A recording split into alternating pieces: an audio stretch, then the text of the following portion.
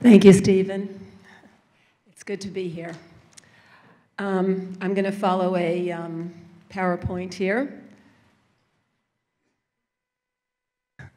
starting with this very scary opening image of what looks like our planet on fire, which it kind of is right now, with at least one of many outcomes being that we have unleashed a plague of ticks and the diseases that they carry. So what I'm going to do is talk about the threat posed by ticks, but in two parts. First, you're going to hear how we abetted this. We had a great hand in making this happen. This is humankind's doing, what we've done to the planet. Then you're going to hear how we've responded to it. And we have not responded well. We have not managed this illness well. We have not worked assiduously enough to control ticks. And we are paying a great price. Many people, many patients are paying a great price. So when I was finishing up my book, I asked several people to look at it and maybe endorse it, and Jane Goodall endorsed it, and Bill McKibben endorsed it. But I think my favorite quote was from a Drexel University researcher, a very esteemed researcher who, by the way, more or less single-handedly solved the problem of inner ear infections in children. But what he said is, my book was as macabre as a Stephen King horror novel, except it's true. Ticks are basically blanketing the globe. Okay, so just for the basics, we know that ticks are in more places than they have ever been. And we have some archival data. We have old data in the scientific literature and new data. And this is just a little bit of it, you know, basically showing what happened in Sweden in a relatively short period of time, from the early 80s to the early 90s. Those little white dots are where ticks were found. And you can see the ticks moving up the east coast of Sweden. Sweden being one of many countries where this is happening. So, you know, from 1943 to 83, basically, ticks didn't pass that. The line of demarcation was the 66th parallel of longitude. That's where they stayed, of latitude, rather. By 2011, we had a scientist do some more studies. We found them at the 69th parallel. They had moved about 200 miles further north. Now, this is happening in Canada. Canada is a new frontier for Lyme disease. They are basically, the Canadians are, at the point where we were here in New York and in the Northeast and in the Midwest and other areas of the country, maybe 30 years ago. Doctors are all of a sudden seeing Lyme disease, or they're saying, we don't have Lyme disease here, and not treating when they should. There's that whole awareness cycle that is starting up there as numbers of cases grow. In the last year, up 100% in Canada. Then there's this. You even find, and this may be a comment more on how just adaptable ticks are than on climate change itself. There's a place called Verkhoyansk, Russia. It's above the Arctic Circle. It has the Guinness record for temperature extremes, about an extreme of 200 degrees from coldest to hottest on record. And there, a group of scientists went and decided to test the blood of some of the residents and found they were carrying the antibodies to Lyme disease. Maybe they weren't sick, they had been exposed. So we know that ticks are climbing latitudes. We see more cases in more places. We know we find ticks in more places. Well, they're doing something else. And here, again, we have a very astute scientist who decided in 1957 to climb an Alp in what was then Czechoslovakia and is now Slovenia. And he finds, okay, ticks cannot survive above 700 meters of altitude, okay? 50 years later, another scientist goes back, bless his heart, because I like this kind of data, and he finds ticks living happily at 1,100 meters. So they're not just moving north, they're moving up. How are they doing this, you ask? Well, basically a tick, and especially the black-legged tick that we are very concerned about because it gives us Lyme disease, walks one way. It walks vertically. It climbs up a bit of grass, a twig of some sort, and it holds out its forelegs, and it just waits for a mammal to pass by. It, by the way, can smell your breath from 50 feet away. And that's when those little legs go out and they start waving, and hopefully they'll snag a bit of fur or a sock or what have you and climb on board. So they can't go far in and of themselves, even if they get on the back of a deer. You know, the deer stays in their geographical area for the most part. But what's happening is migratory birds are climbing latitudes, taking them further north, sometimes taking them further west, to more hospitable places, to places they didn't survive before. Now, this has been happening for a very long time, that birds would pick up ticks, you know, from the tip of Argentina in South America all the way up to the Yukon in the north. And they would pick them up in one place, drop them in another place. Well, a couple of things have happened. There are more ticks to be picked up, to hitch a ride on a passing bird. The other thing is, when that tick is picked up, say in Virginia, by a bird on the Atlantic flyway, and dropped maybe in Nova Scotia, that tick has a lot greater potential for survival. The conditions are right. It is not going to desiccate in the sun or freeze in the snow or what have you. It's also going to have a much greater chance of finding other ticks, of finding the love of its life, of making babies, 2,000 to 3,000 at a time, and propagating the species. So that's what happens. And this is happening in Europe. It's happening in many other places. So we have to, when we talk about the spread of ticks, of course, talk about the spread of cases. So this is a map of cases, 1 dot per case from 1996. And basically, Lyme disease was more or less centered around the Northeast and the coast, I guess, the mid-Atlantic coast. And so we fast forward to 2018, and we go from not so many to a lot more. I mean, in the first map, there's hardly anything in western and central Pennsylvania, certainly in western and central New York. And by the second map, which is 2018, we're seeing a lot more cases of Lyme disease. And that's reflective of ticks moving north, ticks moving west. But there's something I have to tell you about the maps and about the way we count Lyme disease.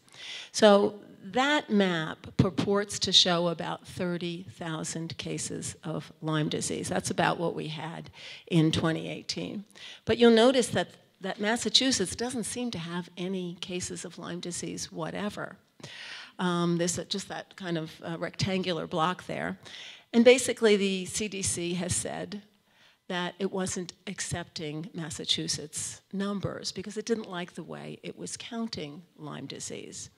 It doesn't like the way New York State counts Lyme disease either, because county health departments are so overwhelmed with Lyme disease cases that they extrapolate. They estimate how many cases we have.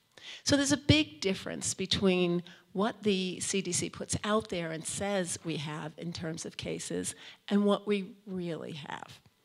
So in 2018, CDC said we had about 36,000.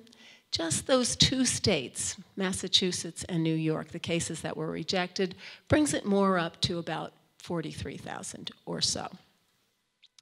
But there's another qualifier here.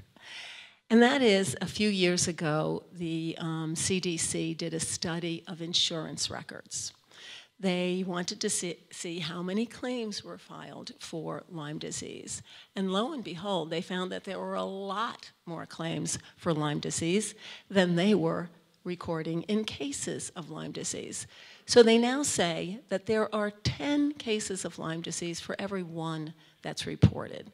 So now we're multiplying this by 10. We are greater than 430,000, and we're probably more on the order of 500,000. Places like North Carolina, you can see that right there is North Carolina. Doesn't have many cases of Lyme disease. They recently did a study of insurance records, and North Carolina was 4th on the list of states in terms of the number of claims. So we don't really have a handle on it, is the long and short of it. And numbers are important, as you'll find out later. Okay, we know that the climate has changed in New York. We've seen it in our own lifetimes. And these are some of the ways that climate has changed. It's up 2.4%. 2.4 degrees, since 1970. We have these heavy rain events much more frequently, up 70%, including hurricanes. Sea level, up a foot since 1900. Spring actually begins earlier. Bees, birds, I love this one, and fish have changed. Off the coast of New York, stocks of fish, what ones there are left, are actually moving north. They stay in certain places, but they're further north. Just as ticks are moving north, so are our fish. Bees begin their business earlier. Birds are hatching in different places from where they did before. And by the way, ticks are really happy. There are many places for them to live, to thrive, many more places to lay eggs and have babies. And this is another way that we can see the progression and the movement of ticks in New York, where we are right now. And what you'll see from this is that in the West, the Western New York, we saw a 500% increase in Lyme disease cases in just a 5-year period. Central New York, about a 300% increase, a couple of 100% up the north of the Hudson Valley and in central and eastern New York. So this shows us something is going on, that ticks are moving north, that they're also moving west into more territory. What's also interesting about this, and we'll talk a little bit more about it later, is that Lyme disease in Long Island is actually going down. Something may be going on there that I want to tell you about. So we see this northward migration. They're expanding geographically. They're enjoying the outdoors longer. We talked about spring being a week early. This means, in the scheme of things, that ticks go from one life stage to the next faster sometimes. They live about 2 years, but that's actually shortening because they can get to, from the first stage of life to the second, they have actually 3 stages, the larval, the nymphal, and the adult. So they have more opportunity to feed, to move to the next stage in life. They call it accelerated phenology. And this is important because it means they get to their ultimate destination faster. They get to fulfill their life's mission and procreate. And this is sort of an example of what I'm talking about here. This is a picture of a fully engorged black-legged tick that was pulled off a dog on New Year's Day of this year. These things are happening now. All you need is a little bit of balmy weather, maybe 40, 45 degrees, And if there's no snow or ice cover, a tick will just climb out of the leaf litter and climb up the nearest bit of grass, and maybe there'll be a passing dog, as there was in this case. Now that tick might have died. There's obviously a great mortality level among ticks, but instead that tick had that last blood meal, had the opportunity to mate, and would have gone on, if not captured by this pet owner, to lay eggs. So there's just more opportunities because it's warmer out. Okay. The other thing is we are finding that ticks are carrying more things. This isn't just about Lyme disease. This is about a lot of other nasty things that are in ticks. And we see here basically the kind of ticks that we are most concerned with here in New York, but in the United States as well, and in other places. And the first is the black-legged tick. That's our real demon in terms of Lyme disease. That's what gives us Lyme disease. And Lyme accounts for about 80% of all tick-borne illnesses that occur in the United States. But it gives more than just Lyme disease. These ticks can be infected with a number of things, some of which your doctor doesn't know to look for and doesn't know much about, some of which there aren't good tests for. An emerging illness is called Borrelia miyamotoi, and it's a relapsing fever kind of tick-borne illness, and we don't have a good test for it. The doctor has to know to look for this, to read up on it, when the Lyme disease test itself comes back negative and tells him his patient, who he thought might have Lyme disease, does not. And of course, we're going to get to the limits of the test later, because the test is not very good, no matter what it says. Okay, other things in ticks. We've got probably the second leading organism that is of concern in the black-legged tick is Babesia. That causes something called babesiosis. There have been predictions by some very eminent scientists that it could become as bad as Lyme disease someday. And again, your doctor has to know to look for it. It's a different test. It's a kind of difficult test sometimes.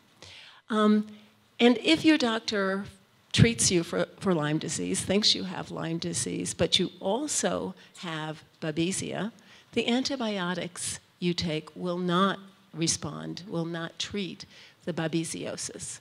Babesiosis is a malaria-like illness.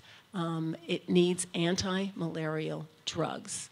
And by the way, if you get these two illnesses at once, which a lot of people do, they're called co-infections, they're much worse when combined, when you experience them together, than either alone, which I guess makes a lot of sense.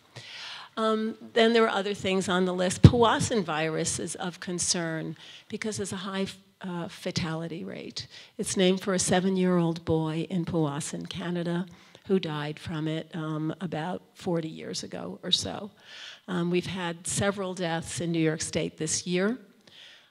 It's becoming more prevalent, but we don't know exactly how much or how difficult a problem it's going to be. So the other really up-and-coming tick is the Lone Star tick, and that has really taken up residence in a lot of real estate in the country. And we'll talk a little bit more about that and what it can do. And the American dog tick, which has been around for a long time. We've known about that, but it now is, carrying some serious pathogens, Rocky Mountain spotted fever, which can be fatal, as can tularemia. So anyway, we're now going to look at what organisms are found in some of the ticks right here in Long Island. And a group from Columbia University published last April, and they looked at 500 ticks, basically around Long Island Sound, on the Connecticut side and on the Long Island side. And they found, the usual suspects. They found Lyme disease in more than half the ticks. That is a high percentage, but it's not very unusual in terms of, you'll find that in the Hudson Valley, you'll find that in other places in the Midwest. Many ticks are infected with these organisms, but there were other things as well. 11% had anaplasma, which can cause more of an acute disease, very dangerous for people with compromised immune systems, for the elderly in particular. Borrelia miyamotoi, now that's something we didn't know about before, maybe 10 years ago. And it is in 5% of ticks here. Babesia in 8%, and we see Powassan virus as well. Other things, nasty things that we don't really know much about either in ticks locally. A filarial nematode in 14%. We're not quite sure what that does, but that's a worm. And then they found 14 viruses. The interplay between all of these pathogens is really not known. So, when you get Lyme disease and when you stay ill, there are many questions. Why do people stay sick after taking the standard course of antibiotics? It could be because of some of these other things that are in ticks. Now, this is about the Lone Star tick. And this is a map from the Centers for Disease Control, which basically shows that the Lone Star tick, which kind of started right here in the American South. It's been there for years, not in the numbers that it's there now, but it likes the hot, steamy weather. Well, all of a sudden, it's just exploding. It's moving north. It's moving west. Lots of movement. And this is an interesting tick. It's called by the Centers for Disease Control aggressive. It's an aggressive tick. So when I'm writing my book, I call the CDC and I say, how is a tick aggressive? Put up your dukes kind of thing. And they said, well, this tick will stalk you. Unlike the black-legged tick, which I described climbing up that blade of grass and just sort of waiting for a passerby, doesn't really move horizontally. These fellas, they move horizontally, and they move fast. They also are really not very unhappy in the hot sun. They come from the south. So people on the eastern end of Long Island, they're having picnics on their lawn, in their backyards, and they're being overwhelmed by ticks crawling up their legs. Some people have put their homes up for sale out there because there are so many Lone Star ticks. And that's what a Lone Star female looks like. That's where it gets the name, this little yellow badge on its back. But beyond being a nasty, aggressive, stalking tick, it may make you allergic to meat, which fits perfectly in this conference and the theme of this conference, as well as, in some cases, dairy products. And this is really a case study in the global nature of tick-borne illness. Within the last 10 years, we found out about this meat allergy. And the way it was discovered is there was an allergist by the name of Cheryl Van Noonen in Australia. And she was noticing that her patients were coming in with this very serious allergic reaction, in some case going into anaphylactic shock, being unable to breathe. And that would happen after they had mammal meat. And she also deduced from doing a lot of questioning that these people had been bitten by a tick weeks before. At the same time, there was a group in Virginia at, I think, Commonwealth University, who were also noticing this allergy, trying to figure out what the heck these people were actually allergic to, and they discovered the actual molecule that people were responding to. It's called alpha-gal. This is called alpha-gal syndrome. So Cheryl Van Noonen discovered that it was tick-related. The people in Virginia discovered that what it was that the tick was giving to the people. And, you know, I say that as an example of the global problem that we have. All of us, we never had this. We never had this problem. And all of a sudden, it's in several dozen countries. Different tick down there, too, that imparts it. So in the future, we're going to see more movement of Lone Star ticks as well. In this slide, you'll see that pretty much the Dakotas and Iowa and Wisconsin and so forth are okay for now, but not for long. The predictions are, and this is a study that was done by some CDC researchers, that all of Iowa and Illinois and Indiana and elsewhere is going to be fertile territory for the Lone Star tick. And one thing to note, it's not just the heat that is pushing these ticks around. Vapor pressure, namely humidity, is something that attracts ticks and, you know, keeps them happy and keeps them humming along. So it's warmth, but it's also humidity. And a lot of places are more humid because of our changing climate. So, all right, this is just some more bad news, and then we'll go on to the medical quagmires. This epidemic is still unfolding. So here we have a piece of grass, and it looks like a nice little seed pod there with the red. Well, what that is are just hundreds of tiny baby ticks. And it's a new tick. It's called the Asian longhorned tick. It showed up in Hunterdon County in New Jersey in 2018, I'm thinking, yeah. And they tried very quickly to bring it under control because it was the first new species of tick to show up in the United States, to be identified here in 50 years. Nobody knows where it came from, how it got here.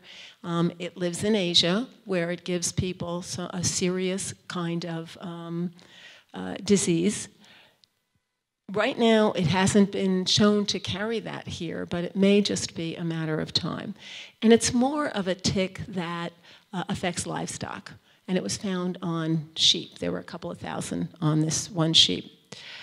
So this is what happens when you brush up, or a sheep does, against that bit of grass. The ticks explode. They just jump on board. Another very unfortunate kind of tick we're seeing is called the winter tick. And it's taking a really serious toll on moose.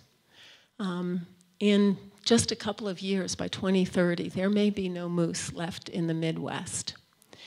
And what's happening is these ticks, by the thousands, are embedding themselves into moose.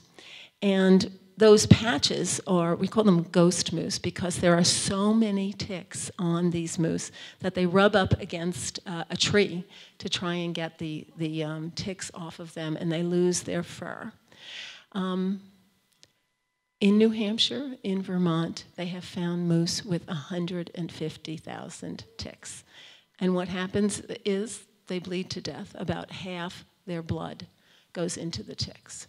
When a baby moose is born, the ticks move from the mother right to the baby. All right. Now, the US government has not been known to be particularly aggressive in attacking climate change. We seem to not be able to get a clear policy going. But in 2014, under a different administration, it did something very interesting. It came up with a list of 4 new things that it was going to look at to track the progress of climate change in the United States. Was it getting worse? Was it getting better? So these are the 4 things that they were going to look at. New indicators of climate change. We were going to look at heating and cooling degree days, namely, is it getting warmer? Do we need more heat, or do we need more air conditioning? They were going to look at wildfires. We have seen what is happening in Australia and in California in terms of wildfires driven by very hot spells when things are very dry. Great Lakes temperature. The Great Lakes hold 20% of the fresh water in the world. So that's an important place to look. And lastly, they were going to track Lyme disease cases. Lyme disease is the only disease to be tracked in terms of the progress of climate change. So that's an interesting development. So Lyme disease is caused by something called Borrelia burgdorferi. It's a spirochete, which means a corkscrew-shaped bacterium. It has amazing abilities. I'll tell a little bit more about that later. But one of the things it can do by virtue of that shape, and because it has an internal flagella, it's inside its skin, so to speak, it can drill through cartilage, tough cartilage, and muscle. And it can leave the bloodstream, just go right through the vessels, and wreak havoc on your body, go all sorts of places. And, you know, at the beginning of this epidemic, more or less, well, we first identified the spirochete that was causing problems in Lyme, Connecticut. That was in 1983. So we had one species of Borrelia burgdorferi. Over the years, we just have a growing number until in 2017, about 22. Okay, that looks like a nice, neat, you know, progression of new species that we frankly have to be concerned about. A lot of these cause illness. So, but there's another way to look at this, and this is where those species were found 13 years ago, where they were found 8 years ago, where they're found more or less now. So this is just a visual way of seeing how complicated this has gotten, where these various species are, many of which we really don't fully understand and know what they're doing. So the world is getting more full with more species of Lyme disease. So basically the numbers. For the US, we're talking in terms, as I said, more than 400,000 cases. In Europe, there's an estimate 650 to 850,000. We know it's in China, we know it's well entrenched in China, but numbers are hard to come by. So this is an old number from one paper that looked at only certain provinces. We know it's bigger than that. In Canada, where I said it's growing, it doubled in the last year, and these are annual figures, by the way. It's still low, but it's not going to stay that way. So worldwide, we don't really know how big this is. But suffice to say, we're in the millions every year. And all you have to do to know how this is going is to look at the trend. Reporters love numbers. They love trends. So in the US, in France, it doubled in the last year. In Finland, I spoke in Prague recently, so I have some slides from Europe. In Poland, the red line is an individual state, the green line is Poland as a whole. In Canada, it's going up. Okay, so I call Lyme disease the first epidemic of climate change. And I'm the one who gave it that name. I decided that, but it's based on a lot of data, science, information. So how do I defend it? Well, first of all, I have to give you a little bit of a qualifier. Climate change did not cause Lyme disease. Lyme disease and ticks have been around for a very long time.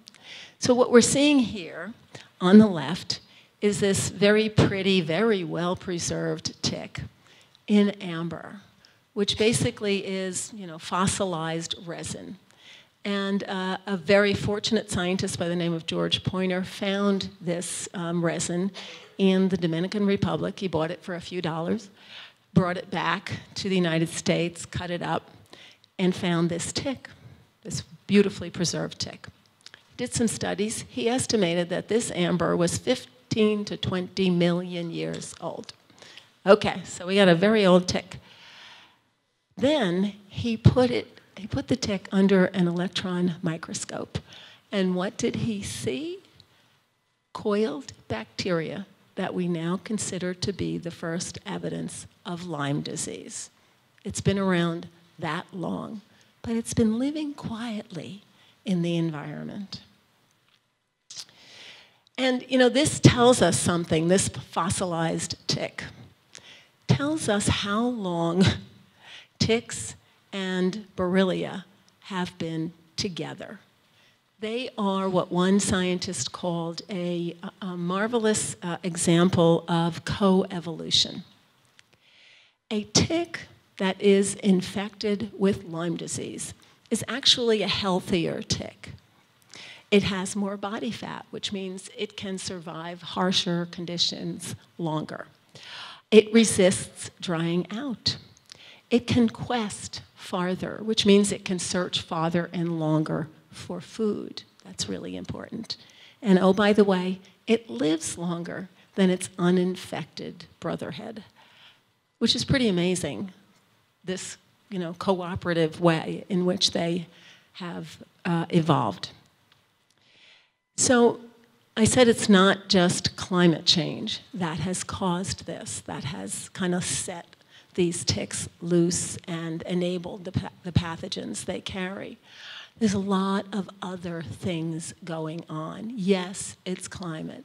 It's birds and the way they move things around. It's deer. We have a lot more deer and a lot more small mammals these days. And the reason we have more of those things is because because of the way that we have managed the environment. We love to live in these beautiful suburban ideals with our backyards and being close to a little tract of nature and a nice rail trail or what have you through the woods.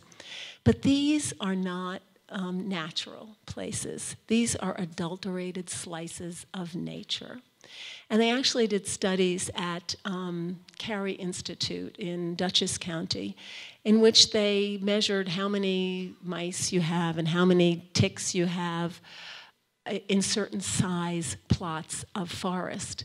Long and short, the smaller the forest plot, the more small mammals and more ticks you have. The reason we don't have much biodiversity, we don't have foxes gobbling up those mice, for example. Deer, they don't have any natural predators. And I'll stop here just for a minute. Mice are what we quaintly call the reservoir for Lyme disease. It's one of many reservoirs, but it's the leading one. It's the place where when one of those 2,000 to 3,000 eggs hatch into a larval tick, that tick goes for its first of 3 blood meals. It takes a sip. 90% of the time, it will be infected with Lyme disease.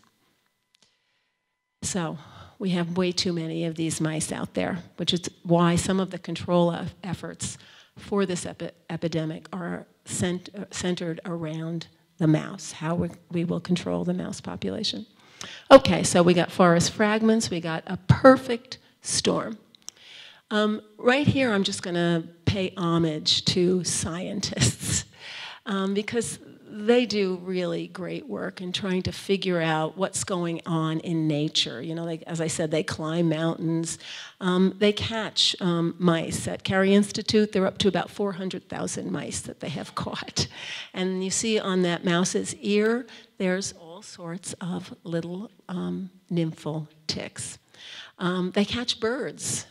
One scientific study caught about 3,000 birds at along the Gulf of Mexico, basically the southern border of the entrance to the United States, to see how many ticks were being brought into the United States. And they estimated in the millions. So they basically count, they snag, they study stuff. Okay. So there was a couple of researchers by the name of Weiss and McMichael who published in Nature Medicine a few years ago the transitions in disease in human history. So we had that first transition when about 10,000 years ago we started farming and we started living in communal societies. And that's when measles and smallpox emerged. And then we had a second transition, the centuries before and after Christ, when people started moving around and they started trading goods and spices and so forth. And with them, when they went from place to place, they didn't only bring those goods they were going to sell, they brought rats and fleas and lice and typhus. Now, in that third transition, we all sort of know about this. I think the quote from Charles Darwin says it very well: wherever the European has trod, death seems to pursue the Aboriginal. So in that third transition, we exported a lot of disease. Now we are in what we call the fourth transition. And planet Earth is a lot different. It's smaller by virtue of our ability to move around it so quickly. We now have the Wuhan virus, the novel coronavirus, which started in China. We've been hearing about it for maybe a month to 6 weeks, and it's here in the United States. It's low in number, but it got here very quickly, and that's how. It's more crowded. It's much more developed. We have refugees moving around. It's unsettled in places, and yes, it's warmer. And the result of that is that we see there's a lot of emerging infectious disease events. And this shows the number of events decade to decade through 2000. So they're growing each and every decade. This one is a little bit of an aberration because it reflects the emergence of HIV, which also caused a number of other emerging infectious disease events. But this, folks, is not a good trend. Many more illnesses are emerging. And, you know, when I say Lyme disease is the first, I say that because it's new. Yes, it was living quietly in the environment, but for the most part, nobody heard of Lyme disease before about 1980 or so. It is climate-driven. It's huge. You won't find anything on this scale among the other new diseases that have been hatched because of climate change or enabled because of climate change. And that would include Zika virus and West Nile virus. These are definitely, you know, new emerging infectious disease events in themselves, but they're not as big as Lyme disease. And there's also, yes, more of the traditional diseases that we have known about for a long time, dengue and cholera and malaria especially. So this is just a series of slides to bring home that point that this epidemic is very widespread. You'll find these signs at the entrance to parks in Paris.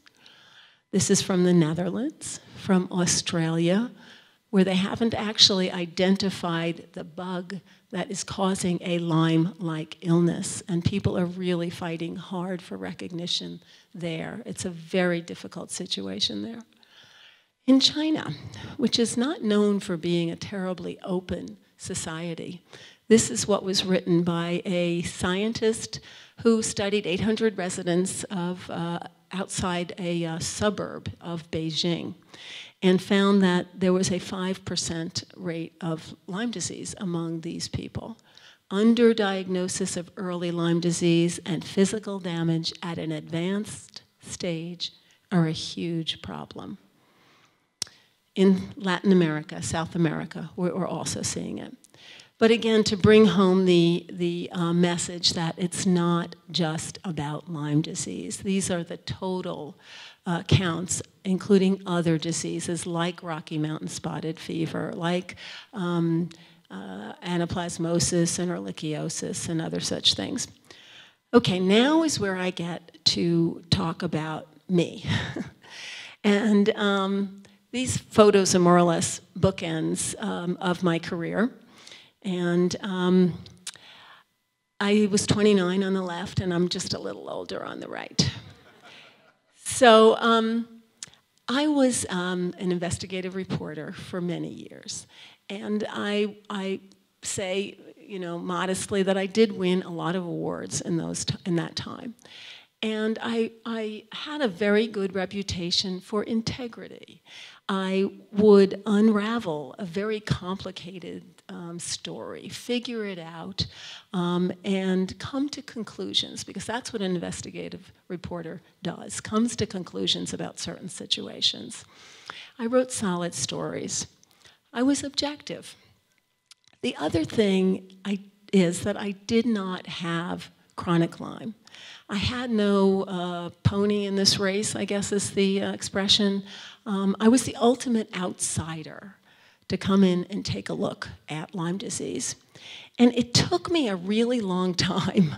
I had been at this for more than 30 years before I finally got around to looking at Lyme disease.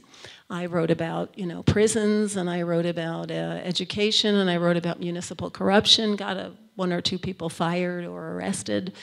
But, you know, what I looked for in stories was corruption and government waste of dollars and, you know, wrongdoing and malfeasance and the things that get the, you know, investigative reporter's blood boiling. I didn't expect to find this in Lyme disease. I thought, okay, it's a story about a growing illness. Are we spending enough money to help prevent it? You know, something along those lines. But okay. This is one of my first stories, and it centers on antibiotics. This isn't what I thought I would find out or where I'd go.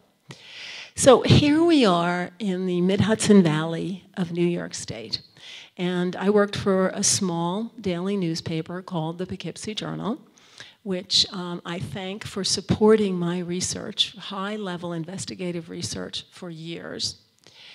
And we're in an area of the world that has among the highest Lyme rates in the world.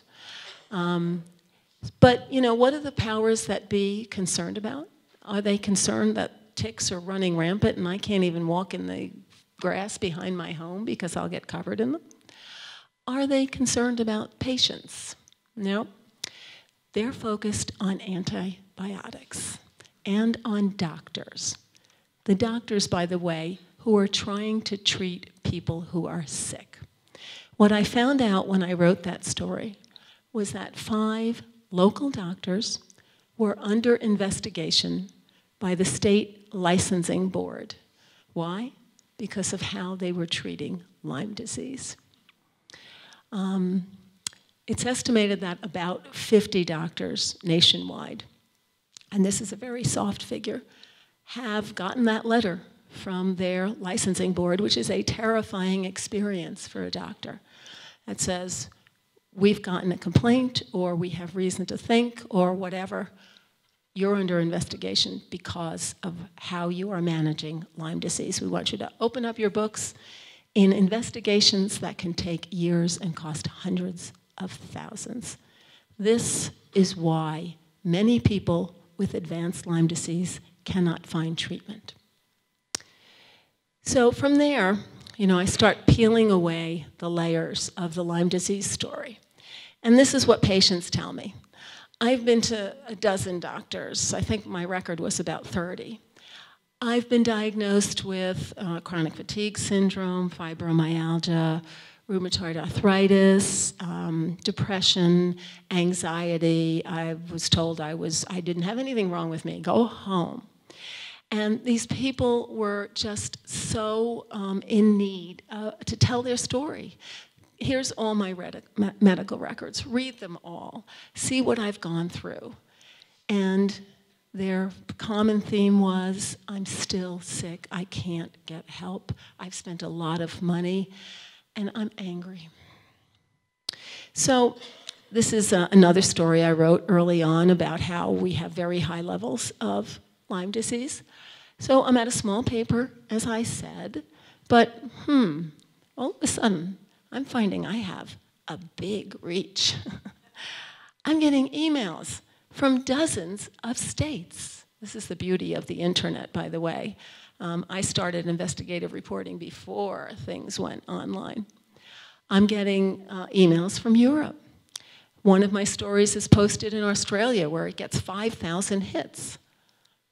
And my stories are driving up web clicks at the Poughkeepsie Journal. And editors like nothing more than that. I had a great editor. He cared about the issue, but he saw that and he said, yeah, keep going. So along the way, I get a trove of emails. And these are emails from the U.S. Centers for Disease Control that another researcher by the name of Chris Newby, terrific researcher, just wrote a book called Bitten, obtained after a 5-year fight. They didn't want to give this up. But this is one, it seems like a sort of innocuous email, but it's from someone in the National Institutes of Health telling someone in the CDC, he's retiring, he's going to miss the scientists, but he's not going to miss the Lyme loonies. Lyme loonies. So, okay, I want to find out, are these people really crazy? Or is the government wrong? So that leads me to the myths of Lyme disease. And I see I have 20 minutes left, so I'm going to speed up a little bit. Now, the chief myth is that we can diagnose Lyme disease. This is a bar chart, basically showing the performance of the Lyme disease test at various stages. And we can see very early on, even if you are infected, there's a very low chance, or too low a chance, that you will test positive. About 50% of people in the first weeks to maybe month or two of the infection will actually have Lyme disease, but they'll test negative. It's not a very good test, and we can't rely on it. It cannot distinguish current from past infection, which may lead your doctor to say, oh, you already were infected, even though this test is positive, I'm not going to treat you for Lyme disease. It's a false positive. There's been a lot of concern among doctors over false positives. And the reason is, you go to the scientific literature, you're going to find 30 papers on overdiagnosis of Lyme disease and 5 or 6 on underdiagnosis, which is really the more serious problem. This quote that it's complex, technically demanding, difficult to interpret, that's from a government scientist. It's very arbitrary. It gets better, you'll see by that chart later on, but that's based on studies that you really can't trust. A group of European scientists looked at 78 studies. They found there wasn't sufficient evidence to make inferences about the value of the tests. In other words, we can't say that they work. Here's one reason, among many, that this really matters. This is a 17-year-old boy.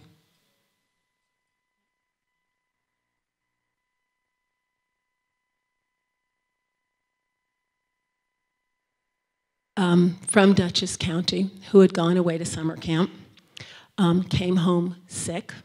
He also came home really fired up to be an environmentalist and a natural scientist because it was an environmental camp.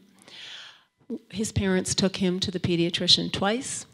He was tested for Lyme disease. He tested negative, wrongly.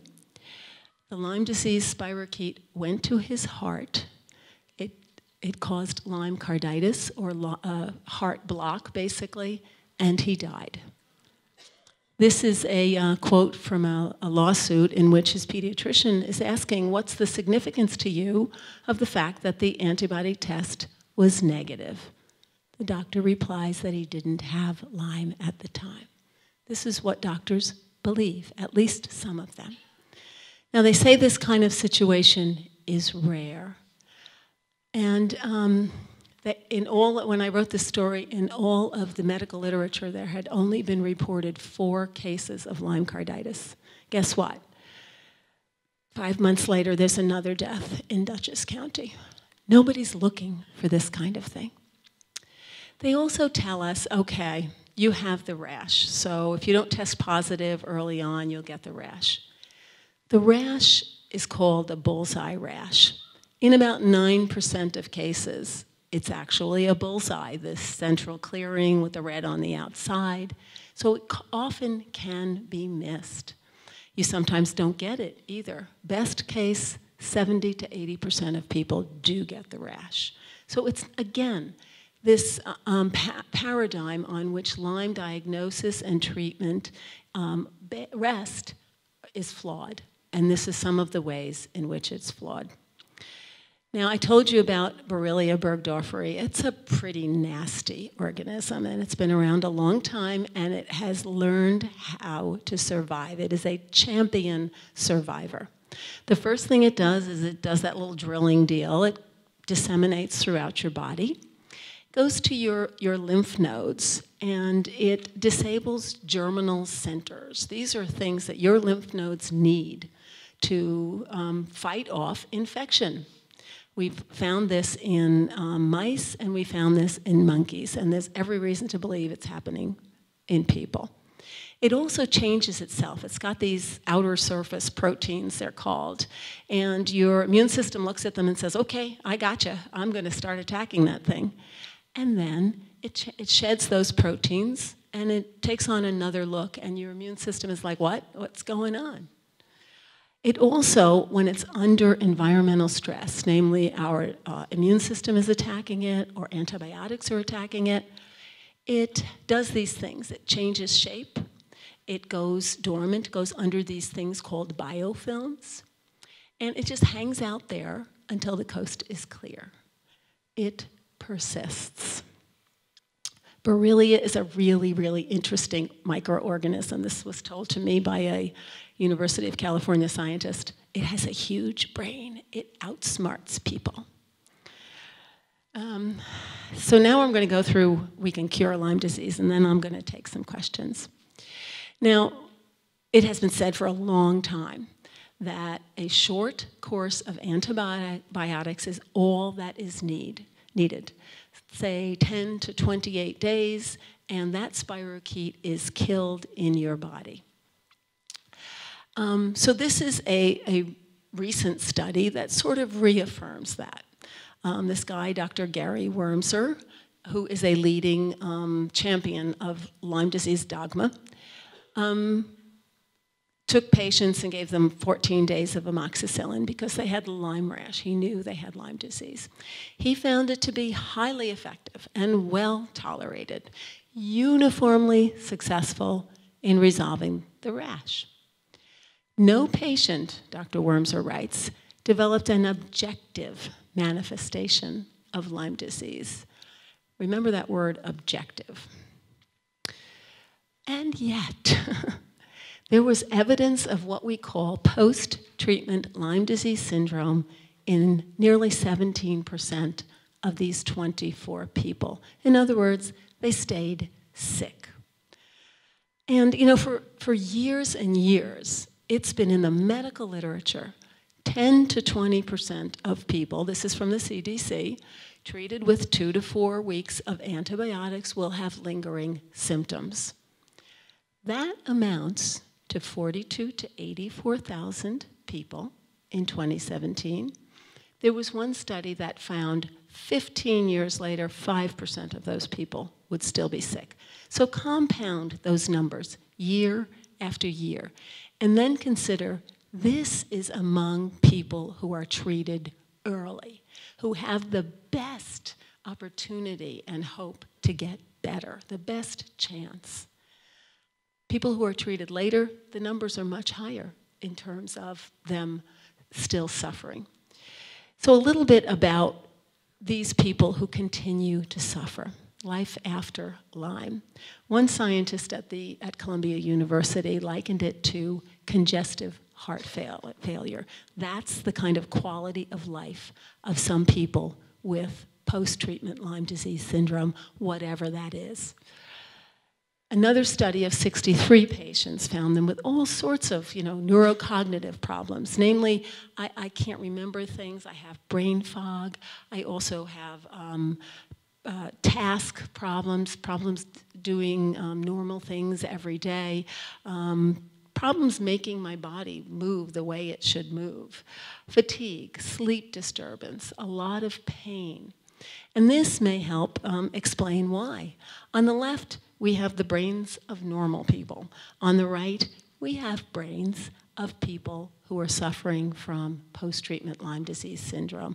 And basically what we're seeing, and this is a pretty new study from Johns Hopkins, it's massive inflammation in people's heads. So a lot of those other, things, the fatigue, the sleeplessness, I can't remember things, those are the subjective symptoms that have long been dismissed, and why this disease hasn't gotten the attention it deserves. This is just sort of a summary of some of the problems that persist with Lyme disease, and I think I'll end it here so we can talk a little bit. We have based Lyme disease care and our hesitance, so to speak, to doing longer courses of Lyme disease, of antibiotics, based on about 4 clinical trials. In other words, we've taken people who have lingering Lyme disease in 4 different experiments, and we've given them 3 months of antibiotics. First of all, that's not enough studies to really mean anything. And there have been criticisms of those studies. They didn't have enough people involved. They minimized the positive effects, and they expected much more improvement. In other words, in one of the studies, you had to be a whole standard deviation better in terms of your functioning than the general population to be counted as a success story. Further, they did the same thing over and over. 3 months of a combination of oral and intravenous antibiotics. If it didn't work the first time, we got to try something else. But instead, there's been this cheerleading going on. See, it's not a chronic illness. This didn't work in these cases. Okay, and the problem here shows why we're in this situation. Compared to other illnesses, we have had very, very little study of what works for people with Lyme disease. You can see at the bottom there, Lyme disease has very, very few studies. HIV/AIDS, more than 600. We haven't done the work on Lyme disease. We have a lot more to do to figure out why people stay sick, how to make them better. And we have to recognize that people stay sick and it's not something that's in their heads. And we're starting to document that with studies like those brain scans, with other studies that are going on now about the persistence in animals. And we're moving in the right direction. A couple of weeks ago, a bill passed in Congress to provide $150 million for tick-borne illnesses. That's huge. That's more money than we've seen in a very long time. But we have a lot more to do. So anyway, with that, I think I'll open it up to some questions.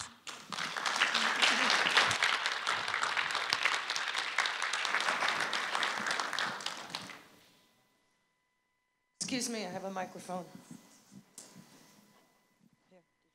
Oh. What's the best way to avoid getting Lyme disease? You have to be vigilant. The best way to avoid it is to stay inside, but that is not practical. One study showed in Holland that people were most frequently infected in their backyards. And that probably happens here to a large degree. So what I recommend is if you want to go hiking or walking in a field or what have you, stay away from tall grass. Do not go near tall grass. Don't even brush up against it. Permethrin-impregnated clothing is very effective in killing ticks and in protecting yourself. You can buy permethrin and douse your clothing yourself, or you can buy it, buy the clothing that's been impregnated. But you don't have to do everything. There was a study of people who just had their socks and shoes doused with permethrin, and you don't use it every single time. It's not like a repellent. You can wash the clothes and so on several times. But this study showed that there was a 75-fold decrease in tick bites in this group that had just protection of their socks and shoes. How are you spelling that? Permethrin. Permethrin, and it is a derivative of, a synthetic derivative of chrysanthemum flowers. It has been used in the military for several decades on soldiers who wear these clothes 24/7, you know, all day long anyway. Oh, so yeah. Okay, I ask you a question? Yes, I have a question on what you feel about Lyme disease and cancer in general, or breast cancer. There was a TED Talk about a year ago I saw online, and I forgot the doctor's name, that made the assimilation that he claims that every woman that has breast cancer also has Lyme disease. But that if you, like what he also said, what you said, if you get tested because you have breast cancer for Lyme disease, it might not come up positive because the test is not good enough. I have not heard of a connection to Lyme disease, but there is significant research going on about a possible connection between breast cancer and Bartonella. And Bartonella is another organism which we believe is transmitted by ticks, but the deal hasn't been sealed in terms of proving that. It's been found in ticks, but it's also ubiquitous. It's you know, cat scratch fever. When you get scratched by a cat, you can get the Bartonella organism, you know, introduced into your bloodstream. But yeah, there does seem to be a very clear link between Bartonella. So if you got scratched by a cat or bitten by a tick you have a higher risk. That research is in its infancy, but it's really good research. It's going on at Duke University. Lyme disease, and I want to share something. My doctor told me that the tests are very unreliable because the spirochete is not always in the bloodstream, that it migrates, and if it's not in the bloodstream at the time of the testing, it will not reveal that it's there. And I also want to ask you about squirrels. Can squirrels carry the tick? They're not squirrels aren't, to take that one first, a big reservoir here in the east. They are the prime reservoir in the west of Lyme disease, where there's a different species of tick, but yes, they're not a huge reservoir here. As far as the spirochete does quickly leave the bloodstream, and it disseminates throughout the body, which is, you know, you really don't want that to happen. But that's not really why the test doesn't work, because the test relies on your immune system to produce antibodies in response to the spirochete. And it takes a period of time for you to do that. But moreover, there is research showing, particularly in monkeys, that we have animals that we know, without a doubt, have been infected with Lyme disease. Infected ticks have been put on them, more than one. They've tested, you know, these monkeys, and they cannot muster, in some cases, the antibody response. And that's what we think may be happening in some people. They just can't produce the antibodies.